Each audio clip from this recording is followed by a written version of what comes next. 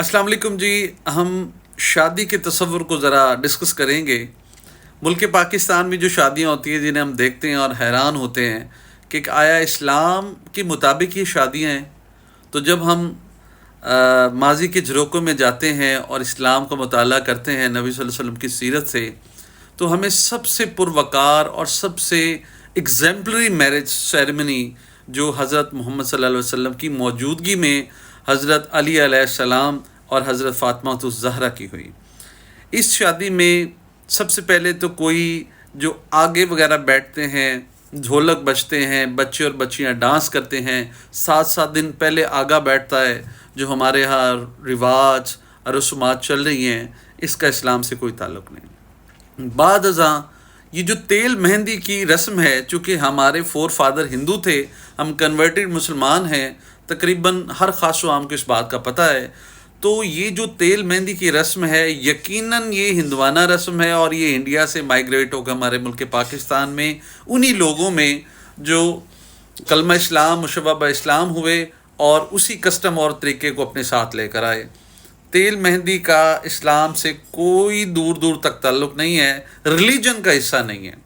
बाद अज़ा बारात भी खालिसतन हिंदवाना रस्म है, जो उस वक़्त चूँकि हिंदू में ये कॉन्सेप्ट बड़ा क्लियर है और आप भी जानते हैं कि उनके यहाँ विरासत में बेटी का कोई हिस्सा हक नहीं होता। वो दान दहेज खैरात करके रफ़ा दफ़ा करते हैं और विरासत से कोई माल जायदाद का हिस्सा नहीं देते और खैरात करके चीज़ों की सूरत में जहेज़ की सूरत में दे देते हैं। अब उस ज़माने में बारात का तस्वुर इसलिए बड़ा वाज़ेह हुआ कि उस जहेज़ के सामान को इकट्ठे करने के लिए और रस्ते में डकैती चोरी और डाकुओं से बचने के लिए एक ग्रोह, एक जमगट्टा, एक इलाके के मखसूस चंद लोग इकट्ठे काफ़िले की सूरत में जाते थे कि जहेज़ के सामान को साथ लेकर आएँ और साथ लड़की की जो है वो रुखसती भी हो जाया करती थी। तो आज हमारे मुल्क पाकिस्तान में आप देख लें, बड़े बड़े कॉन्वे की सूरत में गाड़ियों में आतिशबाजी करते हुए, पैसे फेंकते हुए जनाब एक बारात की शक्ल में जाकर जो है वो रुखसती की जाती है और तमाम तर खाना और तमाम तर जो तमाम के अखराजात हैं वो लड़की के वालिद पे डाल दिए जाते हैं और उसके बाद लड़के की तरफ से सिर्फ़ और सिर्फ जो है वो वलीमा ज़िम्मेदारी रह जाती है जो सिर्फ दीन इस्लाम में है। अब हम बात करते हैं इस्लाम में शादी के तसव्वुर को। तो आप सल्लल्लाहु अलैहि वसल्लम की हयात मुबारका में हज़रत फ़ातिमा ज़हरा और मौला अली की शादी हुई। उसमें हमें क्या नज़र आता है कि जनाब कोई तेल मेहंदी की रस्म, कोई आगा, कुछ भी नहीं है। और बारात चूँकि निकाह मस्जिद में हुआ तो बारात का तो तस्वुर यहीं ख़त्म हो गया, खलास। किसी किस्म का कोई जो है ना बारात का कॉन्सेप्ट नहीं।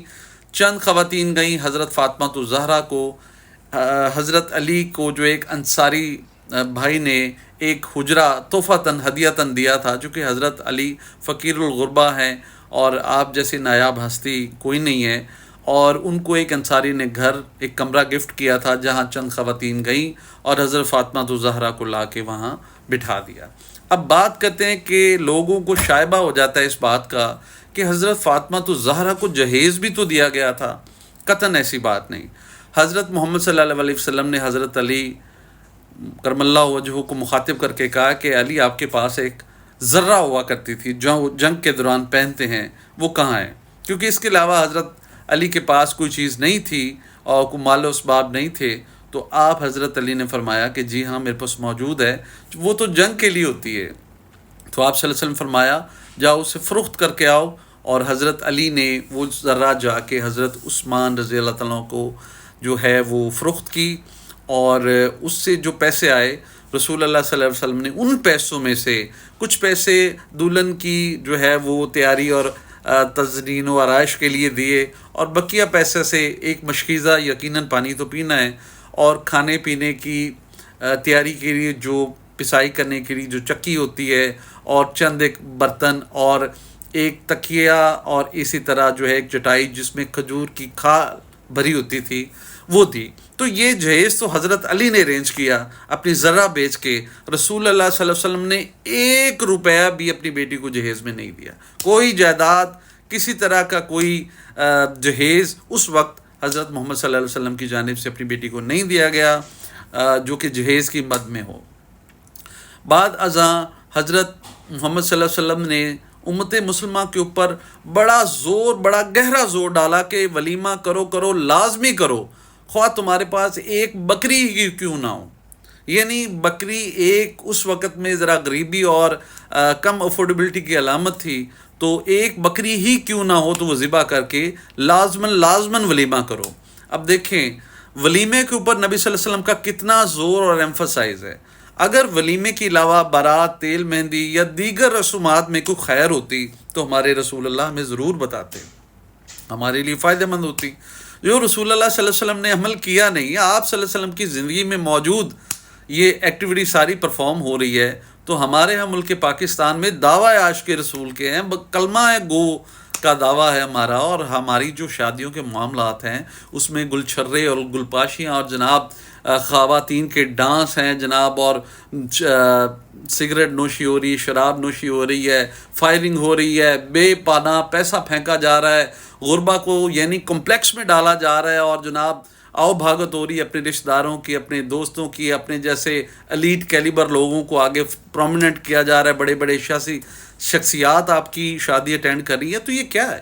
اسلام کا حصہ ہے؟ قطعاً نہیں، یہ آپ کے خود ساختہ رواجات ہیں، رسومات ہیں، بلکہ بدعات کہہ لیں تو اس میں زیادہ مناسب ہوگا۔